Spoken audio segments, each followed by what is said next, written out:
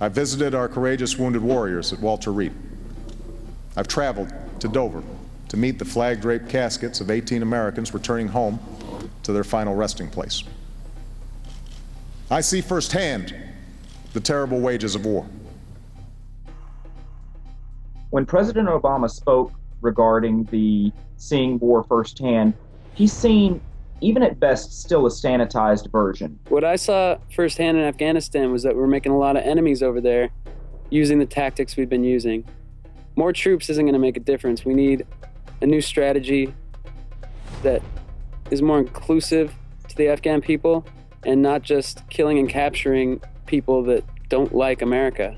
I was never taught the customs of the Pashtun people or Islam in itself, any of their ethics, things of that nature, handling of women, communications, entering the home. We had just gotten back from a week of patrolling the border of Pakistan near the Khyber Pass. We had just gotten back to the firebase when we got word that the 2nd Platoon had been ambushed and one of our Rangers was dead. So we went out there immediately and relieved 2nd Platoon and started a manhunt for the people who ambushed them. So we went into the villages and started searching. We kicked in a lot of doors in those couple days and arrested a lot of men. I just remember we got a lot of bad addresses. We went to a lot of different locations and pissed off a lot of people.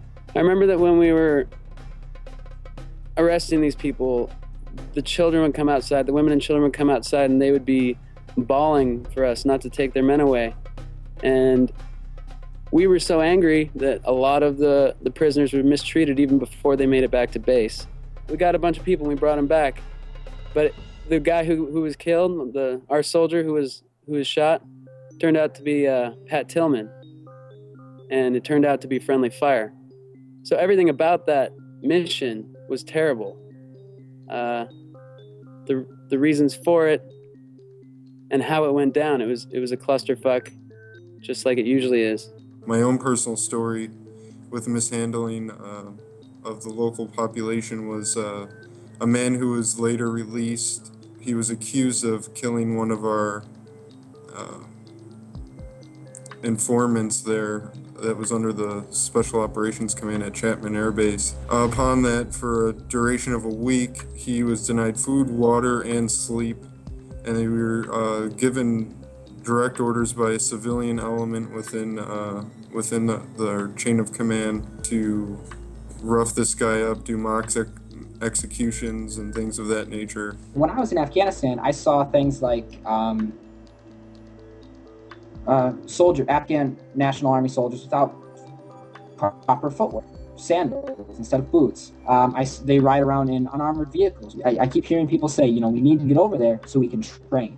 But that really, I don't think that can happen. I don't think the government can support their military. I don't think we can support their military. I don't think we can train them. The only thing we can do is try to help their economy and let them do it on their own. When you've got people who are poor, who don't even have running water or any kind of future for themselves, much less their children, there's no way that guns and bullets are going to change somebody's mind and cause them to randomly come out and say, well, we love America now because you gave us guns and bullets. That's not the answer. Food is. You give the people food, jobs, welfare, chance for education for their children.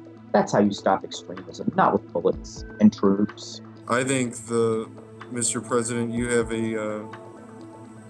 you're taking the wrong pulse, and wherever you're getting your information from, I suggest you go try and either sign up for a week in Afghanistan and really see what it's like there, because reports and data and facts coming from generals just doesn't paint a clear picture of what is actually occurring.